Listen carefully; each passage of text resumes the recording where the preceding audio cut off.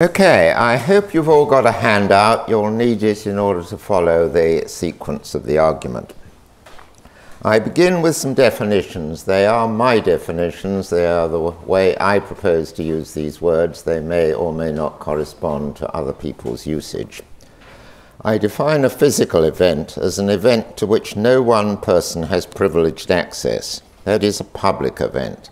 And a mental event as one to which its subject, the person whose it is, necessarily has privileged access. And a pure mental event as a mental event which does not entail the occurrence of a physical event. By a person having privileged access to some event, I mean that necessarily he is in a better position than is anyone else to know that the event is occurring, in the sense that whatever ways others have of finding out whether or not it is occurring, the subject can also use, but necessarily he has an additional way by experiencing it. Among physical events, for example, are brain events. Anyone who learns how to use the relevant apparatus can find out as much about my brain events as can I or anyone else. Perceptions, such as my seeing a tree, are mental events, since I can know better than anyone else whether or not I'm seeing a tree. But they are not pure mental events, since seeing a tree entails that there is a tree present, and that is a physical event. But sensations such as pains and beliefs such as the belief that I am seeing a tree are pure mental events, since it is not entailed by the occurrence of sensations or beliefs that anything public is happening. Conscious events are a subclass of pure mental events. They include both those pure mental events which occur only while the subject is conscious of them, and also pure mental events of which the subject is conscious, but which may occur while the subject is not conscious of them. The first group includes not merely sensations such as pains, but also occurrent thoughts. If I am not in any way aware that the thought, "Today is Friday," is now crossing my mind, it isn't crossing my mind. It also, I suggest, includes, as I shall use the term, intentions. I understand by an intention in the sense I'm using the term, the intention in what I am doing, what I am trying to achieve by my bodily movements. My intention in moving my arm is to draw your attention to this. If my body performs some movement of a kind which I normally make intentionally, but which on this occasion was simply an unintended reflex, then there was no intention in what I was doing. Among the pure events of which I can become conscious, but which may continue to exist while I am not conscious of them, and which therefore I call continuing mental events, are beliefs and desires. The doctrine of the causal closure of the physical, CCP, is the doctrine that physical events are caused only by physical events. It is therefore logically equivalent to the doctrine of epiphenomenalism, that while brain events may cause conscious events, including intentions, never cause brain events. Hence, if epiphenomenalism is implausible, so too is CCP. It would follow from epiphenomenalism that such common sense views as that I came to this building because I had the intention to do so, and so the intention caused my leg movements which brought me here, are false. My intention didn't, according to CCP. Intention understood as I am understanding it didn't cause me to come here. Now, CCP is an empirical doctrine. It's a doctrine about what kinds of things cause which other kinds of things. And so a justified belief in CCP requires a justified belief in some scientific theory which entails it. In this paper, I shall argue the epistemological thesis that no one could ever be justified in believing any theory which entails CCP, and that claims that recent neuroscientific work provide that justification are not merely false, but they couldn't possibly be true, and that is because of what constitutes a justified belief in a scientific theory. For a justified belief in a scientific theory requires a justified belief that it makes successful predictions, and that means both a justified belief that it predicts certain events and a justified belief that those events in fact occurred. In this paper, I will be arguing that at least one of those two justified beliefs couldn't possibly be true if CCP were true. Hence, CCP is, in a crucial sense, self-defeating. If it were true, we couldn't possibly be justified in believing it. Part 2, epistemology. Some of you may have heard this on Tuesday night, but here goes. How can anyone have a justified belief that some scientific theory predicts certain events? Well, scientists in the relevant field will have calculated that it makes these predictions. And if a scientist can hold all the calculations in her mind at one time, it will be for her a deliverance of reason, evident a priori that this theory does make these predictions.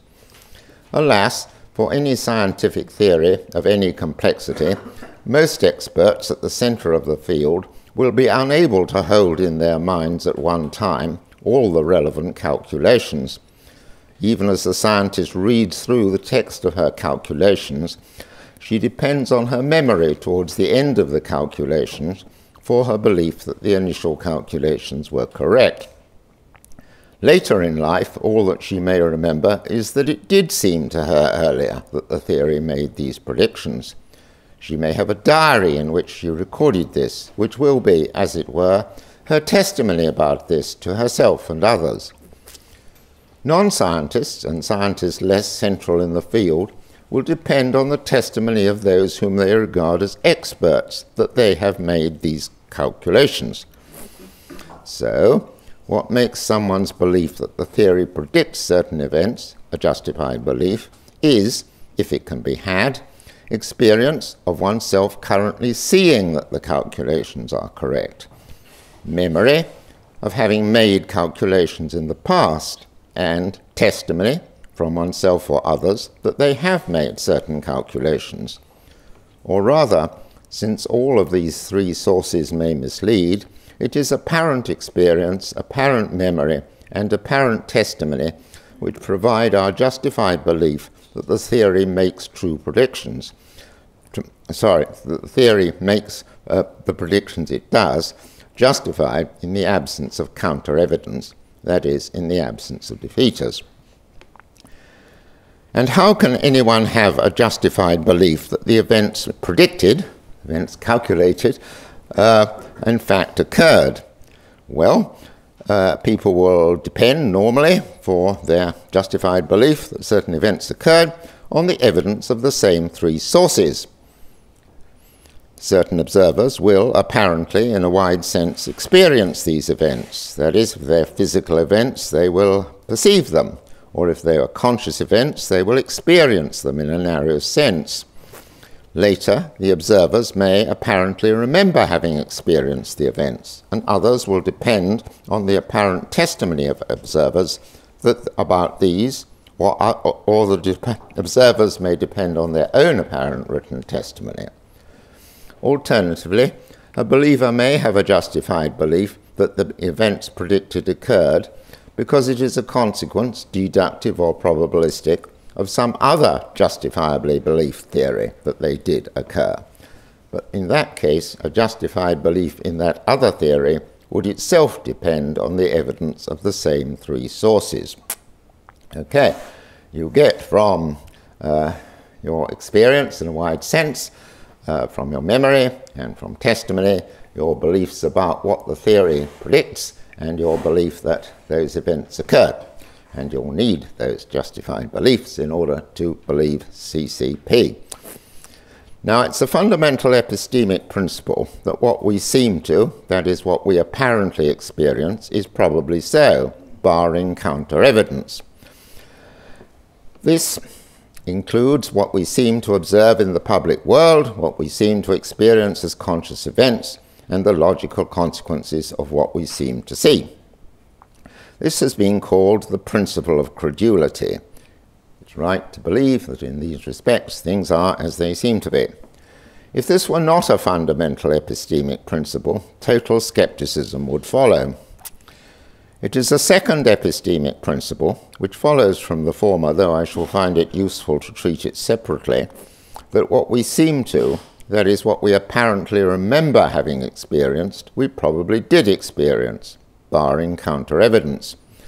I shall call this the principle of memory. And it is a further fundamental epistemic principle that what people seem to be, that is, apparently are, telling us that they experience, they probably did experience, again, barring counter-evidence. And I shall call that the principle of testimony. These are on your handout in the second paragraph. Beliefs acquired by apparent experience, memory, and testimony are probably true in the absence of counter-evidence. Science relies on the applicability of these principles to determine what constitutes evidence. A scientist takes his apparent observations, experiences, and calculations as probably correct, at least when he's looked carefully and checked. Almost all scientific knowledge relies on apparent memory, for example, of the results of experiments or calculations only written up the following day. And for all science, we all rely most of the time on the apparent testimony, written and spoken, of observers to have had certain experiences, normally in the form of observations, and of theoreticians to have done certain calculations. And the wider public relies entirely on the apparent testimony of scientists with respect both to their calculations and to their experiences. Beliefs acquired by apparent experience, memory, and testimony are, however, open to counter-evidence or defeaters. There are two kinds of defeaters: undermining defeaters and overriding defeaters. If we have inferred, consciously or subconsciously, the occurrence of some event Y from present evidence X, then an undermining defeater is evidence, making it probable, that X did not occur, or is not good evidence for Y, whereas an overriding defeater is new evidence that Y did not happen. If, for example, I apparently experience hearing my telephone ring, and then somebody points out to me that the noise from which I subconsciously inferred that my telephone is ringing is in fact coming from the television set where someone is depicted as hearing a telephone ring, that the information that the noise came from the television set constitutes an undermining defeater for my experience. It doesn't show that my telephone was not ringing, but it does show that the noise was not evident that it was, because the noise had a different cause. Likewise, if I have come to believe that Y happened because some person apparently testified that he saw Y, evidence that that person was somewhere else at the relevant time and could not possibly have seen Y undermines his evidence, and so I no longer have reason to believe that Y happened. That's undermining defeaters. They undermine the evidence for the claim.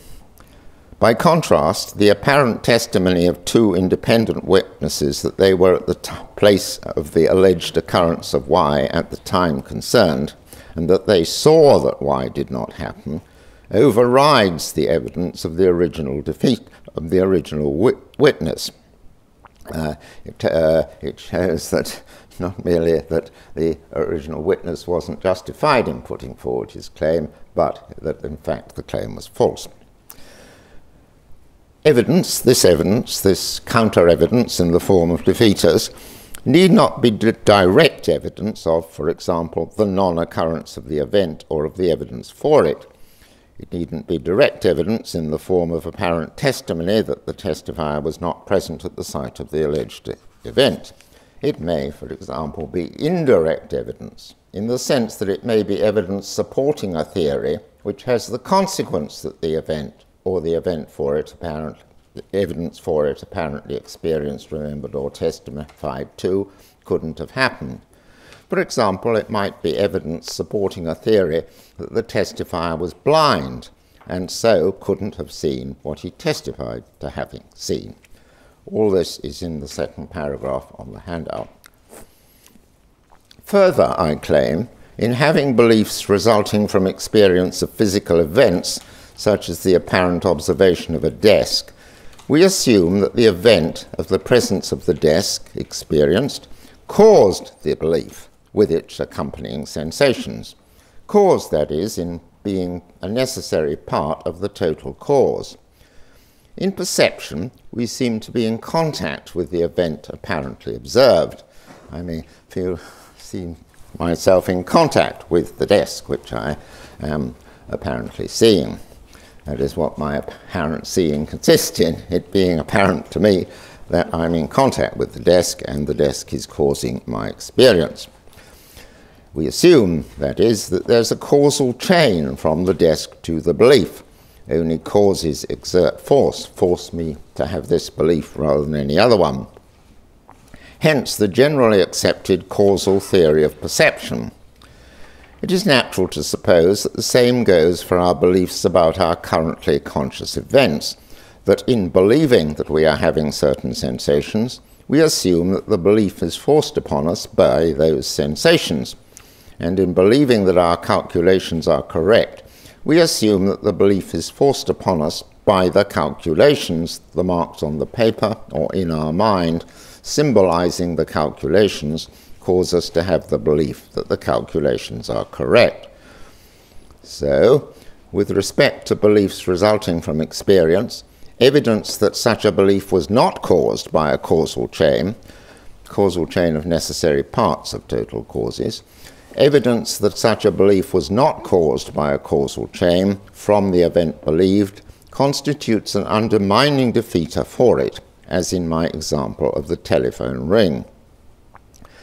A similar assumption of the existence of causal chains, although longer ones than for experience and ones involving different kinds of event, undergirds our beliefs in the deliverances of apparent memory and testimony. I trust my apparent memory of an event because I assume that the apparent memory was caused by a past experience of the event recalled, and that apparent experience was caused by the event itself. That is, when I seem to remember something, I remember having experienced something, I believe that my apparent experience, my memory now was caused by my apparent experience, and that apparent experience was caused by the event. Thus, in trusting my apparent memory that I was in London on Monday, I assume that it was caused by my apparent experience on Monday of being in London, itself caused by my being in London.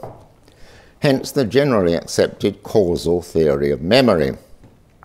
Any evidence that the apparent memory was planted in me by a hypnotist or a brain surgeon constitutes an undermining defeater for that apparent memory belief.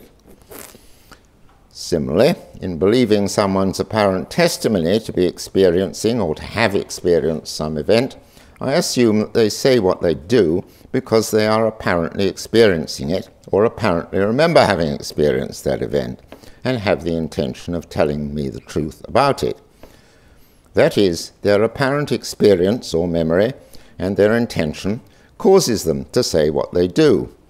Causes in the sense of being a necessary part of the total cause. In the case of a past event, I believe that their apparent memory was caused by an apparent past experience of the event, the latter being caused by the event itself.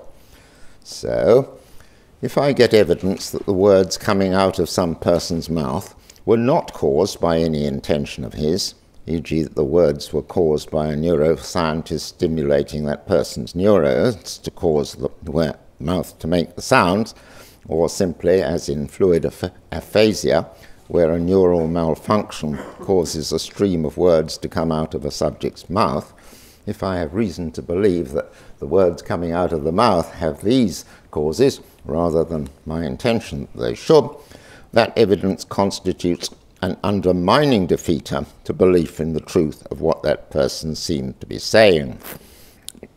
In all of these cases, the counter-evidence in the form of an undermining defeater must itself come, directly or indirectly, from apparent experience, memory, or testimony in some way.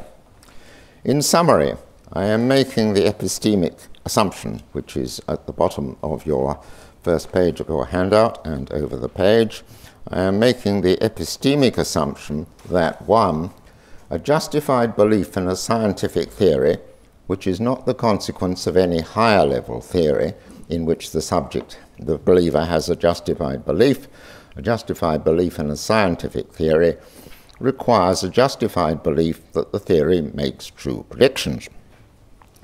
A justified belief that the theory makes true predictions is, unless this is a consequence of some other theory in which the believer has a justified belief, a justified belief that a theory makes true predictions is provided by and only by evidence of apparent experience, memory, and testimony that the theory predicts both that the theory predicts certain events and that those events occurred.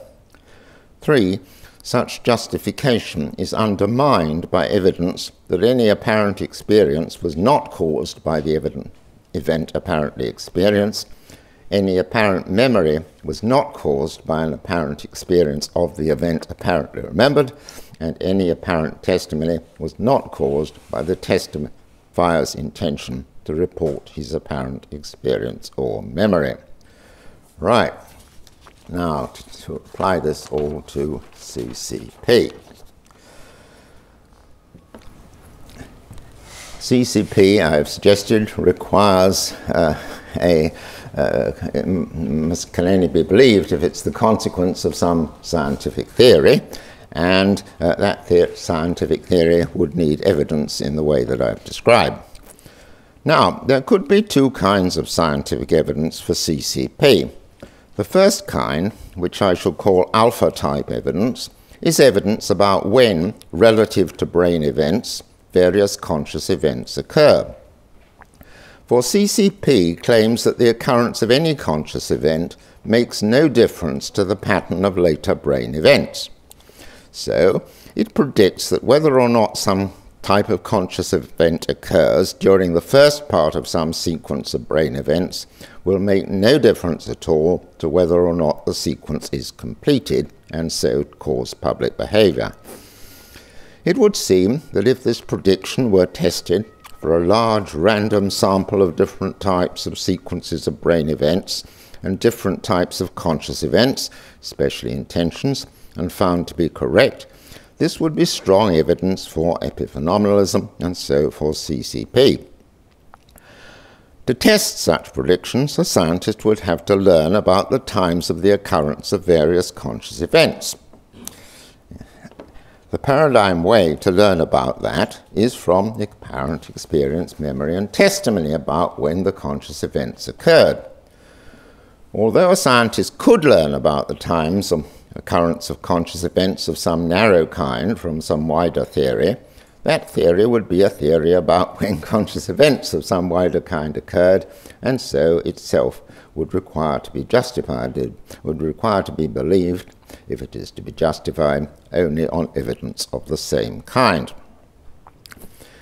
Yet if apparent testimony to when the conscious events occurred is to constitute evidence that conscious events occurred, the scientist must, by EA, assume that the testifying subjects are caused to say what they do by a belief that the conscious events occurred and an intention to tell the truth about their belief, a causal route which must go through a brain event.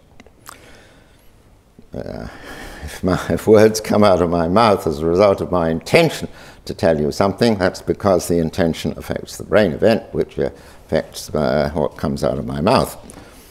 Yet if apparent testimony is to constitute evidence that conscious events occurred, the scientist must, by EA, assume that the testifying subjects are caused to say what they do by a belief that the conscious events occurred and an intention to tell the truth about their belief, a causal route which must go through a brain event. But if CCP were true, no conscious events will cause any brain event to cause the subject to say what they do. Yet no theory could be justifiably believed on the basis of evidence about the occurrence of events, about the occurrence of which we could only have evidence if we assume the theory is false. Hence, CCP couldn't be justifiably believed on the basis of apparent testimony of subjects that their events occurred at a certain time. A scientist might remember his own, or seem to remember, his own conscious events. By EA, someone is justified in trusting his apparent memories on the assumption that they are caused by his past experiences. But we know, on good scientific evidence, we know that all true memories, except perhaps ones of events within the previous few minutes, are caused immediately by brain events. What happens is how it is that my past experience causes my present memory of it is because my past experience sets up a brain trace which at the right time produces the memory. Yet no theory could be justifiably, once again, justifiably believed on the basis of evidence about the occurrence of events, about the occurrence of which we could only have evidence if we assume the theory to be false. Hence, CCP couldn't be justifiably believed on the basis of apparent testimony. Sorry, I've got that in the wrong order, haven't I? But you get the picture. You can't believe it on the basis of apparent memory, because we know very well that apparent memory is caused by brain traces which are caused by the apparent experience in the past. But this means the apparent experience in the past has to cause my present brain events, which is, of course, what CCP denies. And again, when you come on to testimony, the same applies, as I have just said. You might, of course, actually be aware of the event occurring at the time, and that might cause you to have the belief that it is occurring. But that would be a sole unique exception.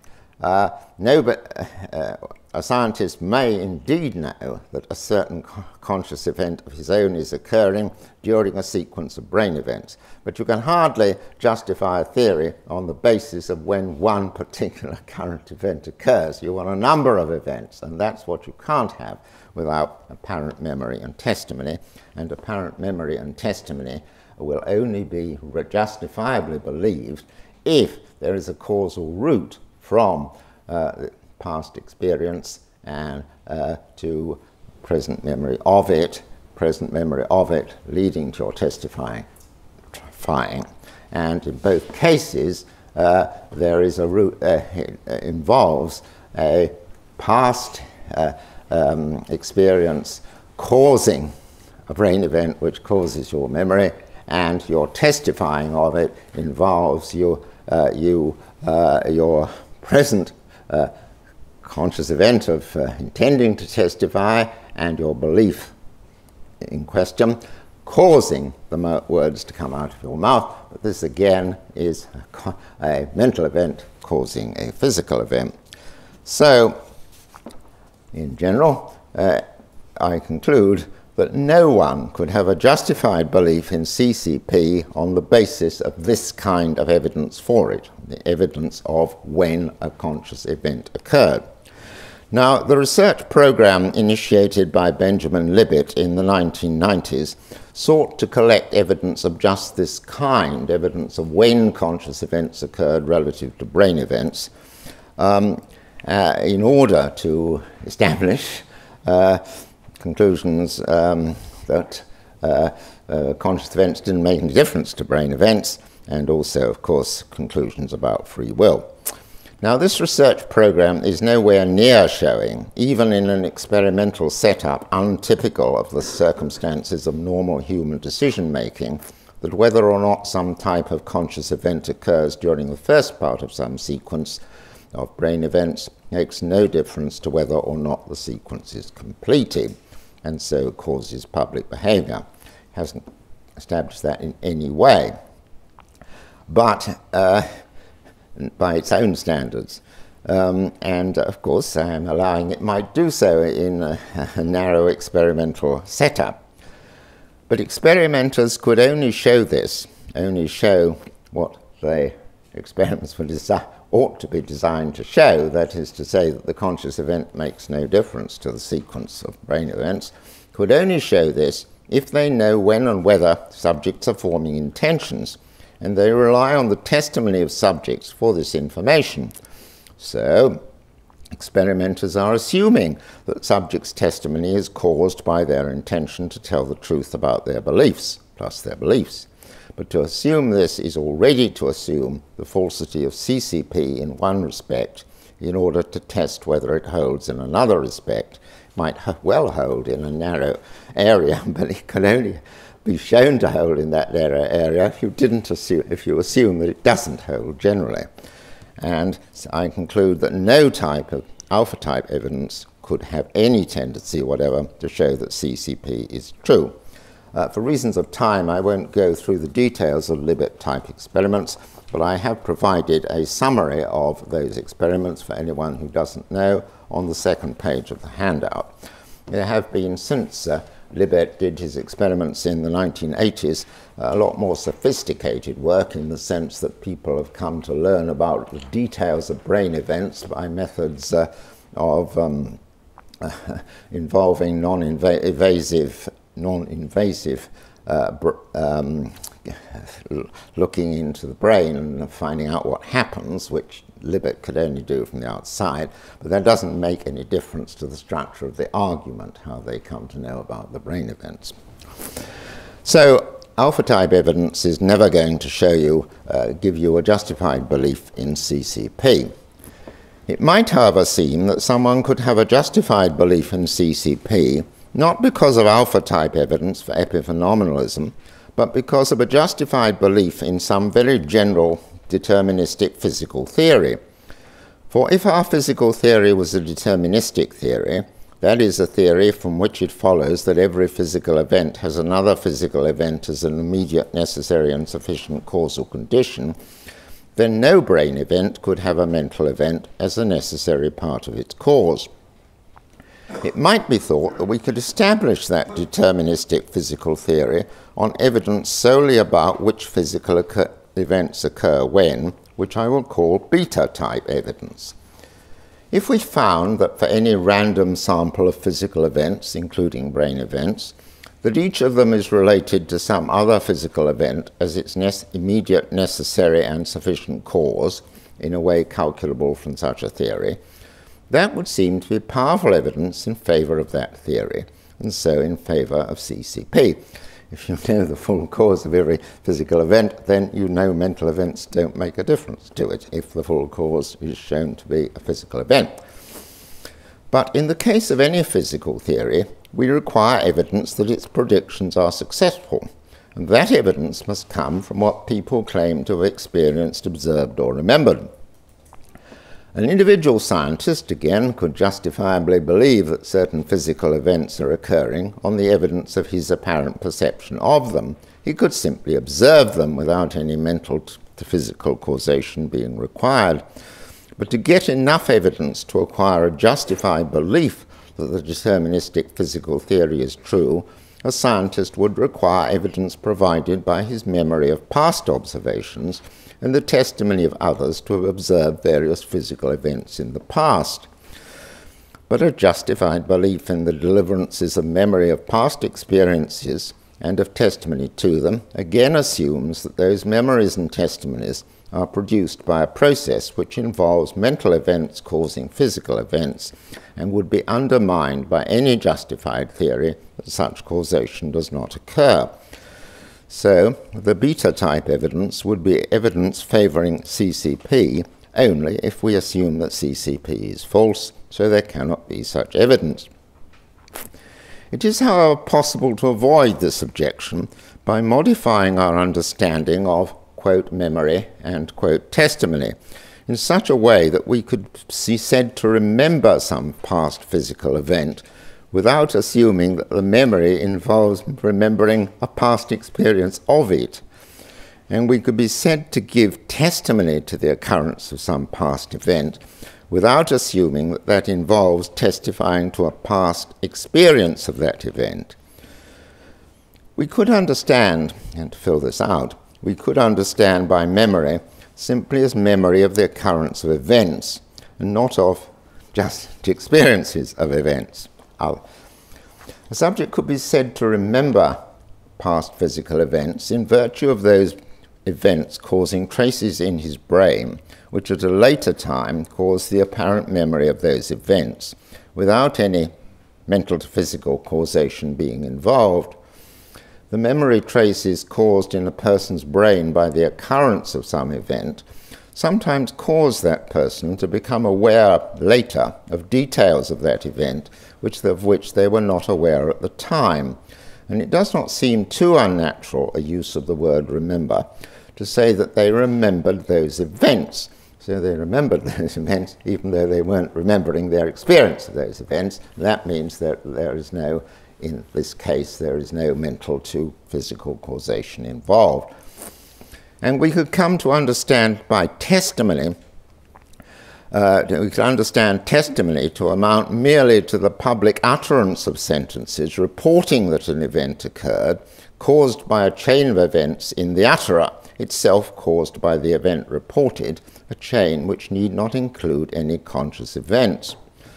The testimony would not be testimony that the testifier had observed the events, but merely testimony that the events had occurred. Thus, someone's eyes could receive light rays from physical events, and because those physical events cause brain events in that person, subsequently report them without that causal chain proceeding through any conscious events. This would certainly seem to involve giving a rather stretched meaning to testimony by counting as a witness's testimony to an event, any utterance of his claiming that the event occurred which was caused by the event. Still, it's worthwhile to see if we can save CCP by stretching our understanding of memory and testimony. If we do stretch our understanding of memory and testimony in these ways, we would not need to make any assumption about conscious events causing physical events in order to justifiably believe what we learn from memory and testimony. For then, evidence that events occurred which were in fact predicted by some physical theory entailing CCP would not be undermined by the use of that evidence, presupposing the falsity of the physical theory. There is, however, a further problem in supposing that we could have a justified belief that some deterministic physical theory gave true predictions about relations between physical events. This is that we would need not merely a justified belief that certain events occurred, but a justified belief that those events had been predicted by that theory. But anyone who has not calculated for himself what the theory predicted about the relations between physical events must depend on the evidence provided by the apparent testimony of scientists to have calculated this and to have seen, that is, to have had a conscious belief that that was what the theory predicted. That is, they would need evidence of the conscious events of the scientists. But if the deterministic physical theory were true, the scientist would not have been caused to give that testimony by any conscious event, either by his intention to tell the truth or even merely by his conscious belief about what the theory predicted. Hence, no one could justifiably believe what the scientist reported about his calculations and so believe that the theory made the predictions he claimed that it did, since believing what the scientist reported would undermine the credibility of his apparent testimony to it. Scientists normally check each other's calculations, but for the same reason, if the deterministic physical theory were true, no scientist could rely on the testimony of another scientist to have made the same calculation as he had. Neither, for the same reason, could any scientist rely on his own testimony to himself, recorded in a diary, that he had previously calculated the consequences of the deterministic theory. Nor could a scientist rely on his own memory of having calculated those consequences. For since this would involve the causation of past experiences by his calculations, since this would involve the causation of his past experience of his calculations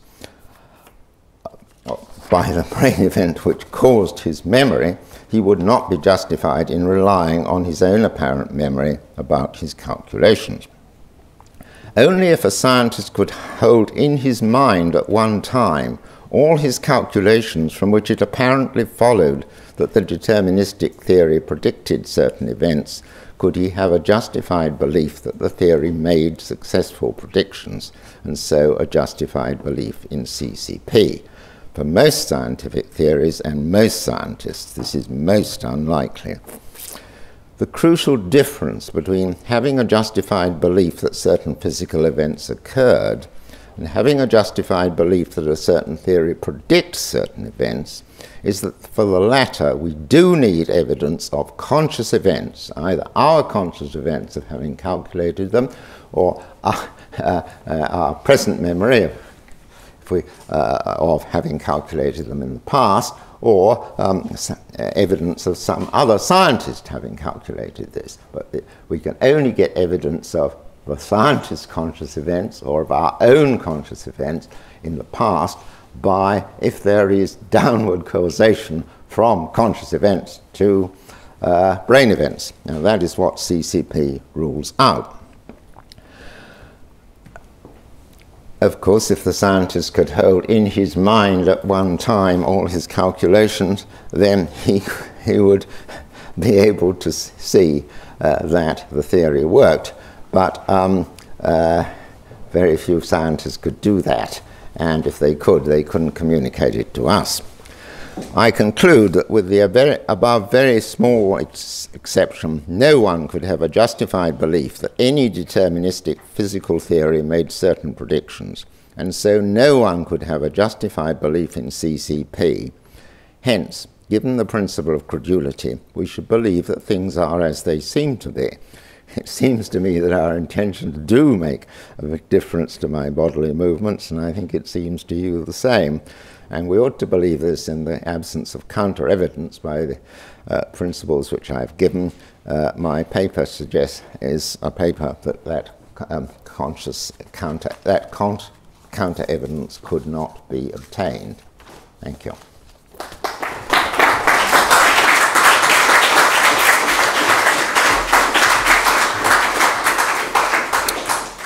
Thank you, Professor Swinburne. Response will now be given by Professor Frederik Herzberg from the IAP in Liechtenstein. Sorry for the delay. I'm very grateful for the privilege to respond to Professor Swinburne's talk. I'm also very grateful to Professor Swinburne himself for giving such an insightful and lucid presentation. I do not think it's necessary to really go through the arguments in detail again. You will recall that Professor Swinburne provided an argument against epiphenomenalism and thereby against the causal closure of the physical by just stipulating a relatively small number of definitions and then introducing three prima facie very plausible epistemological assumptions, and then finally arguing for the claim that epiphenomenalism is self-undermining by basically making a distinction of two cases. First, thinking of alpha evidence, alpha-type evidence, that is evidence for epiphenomenalism itself coming from the recordings of the times at which the conscious events occur, or secondly, more indirectly, evidence for epiphenomenalism in the guise of evidence for the causal closure of the physical, that is a stronger thesis, which would be then evidence for general deterministic theory. Once again, I don't think it's necessary to go into the details of that. I want to start with my response rather at the last argument that Professor Swinburne provided, which is not on the handout. It's basically about an epiphenomenalist escape route for for defending the beta type evidence. All the beta type evidence was the one that is evidence for general deterministic theory. Well, the question is, could we perhaps, by reinterpreting what it means to be memory and testimony, save that kind of evidence? Professor Swinburne has introduced the assumption, for the sake of the argument, that every apparent experience is actually caused by a physical event which, indirectly through tracing the brain and in conjunction with other events, causes, without going through a conscious event, all later memories of the, or any mental event, all later memories of the apparent experiences, and also every utterance of testimony about that experience.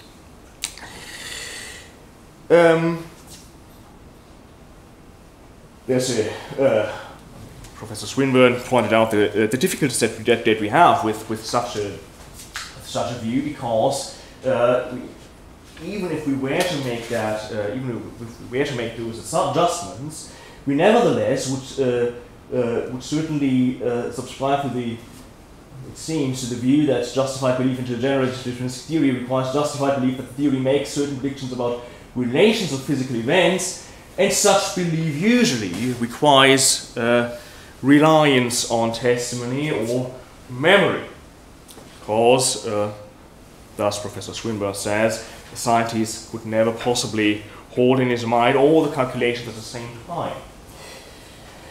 The first objection that it's not my objection really, because I think there are some problems with that objection too, but the first objection that could come to mind is, what about the role of computational devices in science? For it might be that my belief that the theory makes certain predictions about related physical events is simply due to the fact that these predictions are generated by a computer program that has been devised by myself, and I also have checked the consistency of that device through the usual means of verification. Not sure that objection really has the bite that it might appear to have, because for more sophisticated scientific theories, again, it's not clear that one could hold in one's mind without reliance on memory both the complete setup of the computer program and also the process of verification of the device. There's a second objection that we could think about, and this comes back to the epistemological assumptions. You will recall there are three of them. The first being that justified belief in scientific theory has to involve the justified belief that the theory makes true predictions. And secondly, that this justified belief is provided by and only by the evidence of apparent experience, memory, and testimony. And then finally, we have some undermining, some assumption about possible undermining. I will, for the second objection, just focus on the first two of them.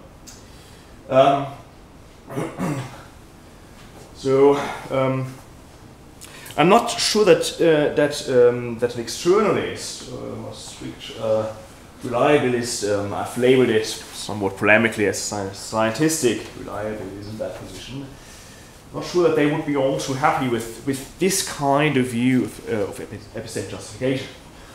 Instead, such a proponent might argue that one can be justified in believing a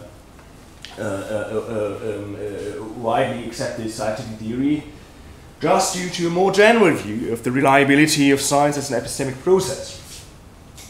It's the most reliable process of attaining knowledge, and thereby, at least I think that implication of the JTB definition of knowledge is the more innocent one, thereby justify true belief. How could that be motivated?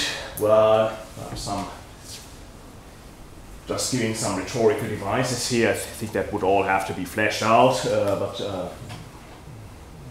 I'm not really a proponent of that view anyway. You know, keywords like swarm intelligence, wisdom of the crowd come to mind. Perhaps also the new alternatives argument. Reference to computational science could be made, at least with respect to certain scientific theories, where you have computer-aided proofs, where you have statistical analysis, big data. I'm not sure that that view is all too compelling, especially the motivations that could be given, even when they have been formally fleshed out, like an alternatives argument, they themselves cause serious problems. And then, of course, there's the more fundamental problem. If that view of epistemic justification were correct, how could we then choose between two rival scientific theories, that each have large following? Think of basically of the eve of a Kuhnian revolution, where you have two paradigms in competition with each other. How could you choose then between the two if you have such a, well, perhaps overly optimistic view of science? Anyway, that's something that maybe we can discuss later. Third objection would refer to the third epistemological assumption. Yeah, we find here such justifications to undermine the evidence that the apparent experience was not caused by the event apparently experienced, any apparent memory wasn't caused by the apparent experience, and any apparent testimony was not caused by the testifier's intention to report its apparent experience or memory. And of course, the whole bite of that assumption is that the same notion of causation also appears in both in the statement of the causal closure of the physical, and also the definition of epiphenomenalism. Sorry.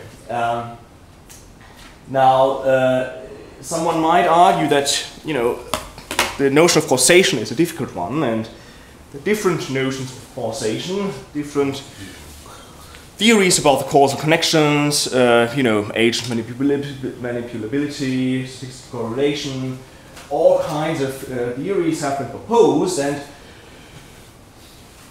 well, a proponent of epiphenomenalism might argue that the kinds of causation referred to in this third epistemological assumption are in fact different from the kind of causation that CCP refers to, and that therefore there is some kind of equivocation at the heart of the argument, and that in fact each kind of causation that is mentioned here corresponds to different kinds of theories about the causal connections. I'm not sure that that objection is entirely compelling either, because how can we be sure that these kinds of causations are really mutually exclusive? And more to the point, would any defendant of the causal closure of the physical really be willing to deny or only be agnostic about CCP for the types of causation that he or she finds appropriate to hold in the third epistemological assumption? There's some questions for further reflections that one might have. So I think one of the important, and then I will conclude, one of the important points that Professor Swinburne really raised is that philosophy of science more generally needs a close interaction with epistemology. Seems that this kind of division of labor is not always beneficial to both fields. Another question could be, which is also more to the point of the topic of this conference, what about superhuman agents? Could they be justified in believing epiphenomenalism on the basis of alpha type or even beta type evidence? And then finally, well, how can we explain that there are believers in epiphenomenalism, given the problems with that view? Do they have a tendency to overestimate their cognitive capacities? Is there perhaps a relation with the research on decision theory and psychology on overconfidence? May that explain the existence of such believers? So, thank you very much for your attention.